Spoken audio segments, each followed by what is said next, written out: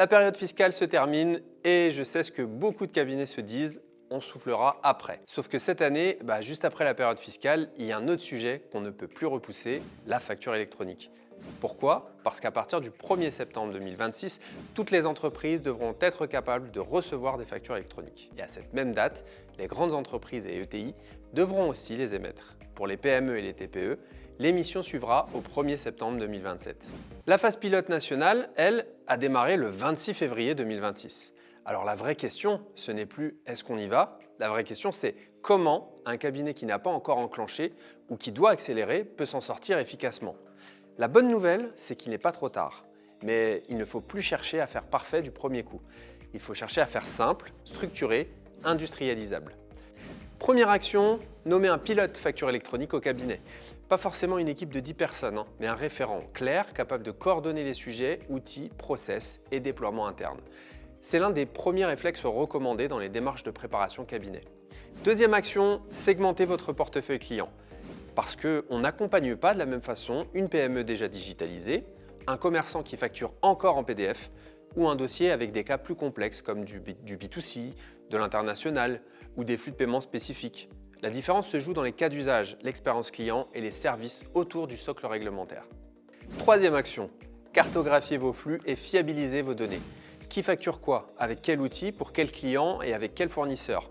Est-ce que vous avez les bonnes données d'identification, les bons process de validation, les bons cas d'usage? Parce qu'en facture électronique, une donnée manquante ou incohérente, ce n'est pas un détail. C'est un risque de rejet, de rupture de flux, de perte de temps. Quatrième action, industrialiser la communication client. Le pire scénario, c'est de laisser vos clients se faire embarquer seuls par des solutions commerciales venues de partout. Et dites-vous qu'à cette période de l'année, vous risquez déjà d'arriver trop tard. Donc côté cabinet, il faut reprendre la main avec une mécanique simple. Un email de sensibilisation, un support clair, un webinaire ou une visio courte, puis un rendez-vous ciblé pour les clients prioritaires. Et surtout, commencez par vos 10 ou 20 clients phares pour créer un pilote cabinet. Cinquième action, tester avant l'été. Réception des factures, création des comptes, mandat, mise à jour d'annuaire, statut, traitement comptable, premier scénario d'émission. L'idée n'est pas d'avoir 100% du portefeuille déployé immédiatement. L'idée, c'est d'avoir un dispositif qui tourne sur un premier périmètre pour pouvoir ensuite industrialiser. Et attention à un point, ne perdez pas des semaines à comparer uniquement le socle réglementaire. Le socle, toutes les plateformes agréées doivent le gérer. Le vrai sujet, c'est tout le reste. L'intégration avec vos outils, la fluidité pour vos clients, l'interopérabilité notamment via PayPal, l'archivage, la gestion des statuts, le e-reporting. Le support et l'accompagnement, c'est très important. Autrement dit, il ne faut pas choisir la plateforme la plus brillante, il faut choisir celle qui s'intègre le mieux à votre organisation et à celle de vos clients. Chez Agiris, cet enjeu, on l'aborde avec eFacture, la plateforme agréée d'Agiris développée via sa filiale Security. Et c'est pas anodin. eFacture fait partie de la phase pilote 2026. Concrètement, cela veut dire qu'elle est engagée dans les tests grandeur nature réels avant l'entrée en vigueur des obligations. Ce qui est intéressant pour vous, cabinet, c'est aussi la logique d'ensemble.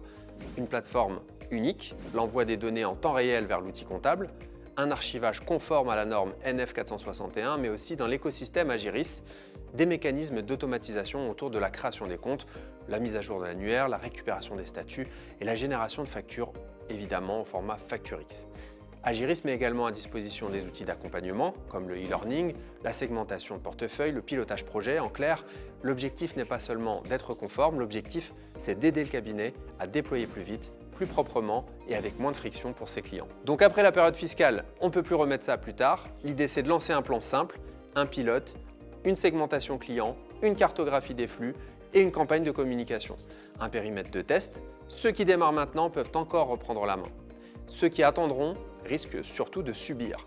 La facture électronique, ce n'est pas seulement une réforme. Pour les cabinets, c'est aussi l'occasion de renforcer votre rôle de tiers de confiance, de fluidifier les échanges clients et de construire de nouvelles missions autour de la donnée et du pilotage et de l'accompagnement. Et si vous voulez enclencher concrètement, Agiris peut vous aider à le faire avec eFacture, déjà engagé dans la phase pilote et pensé pour être connecté à vos usages cabinets.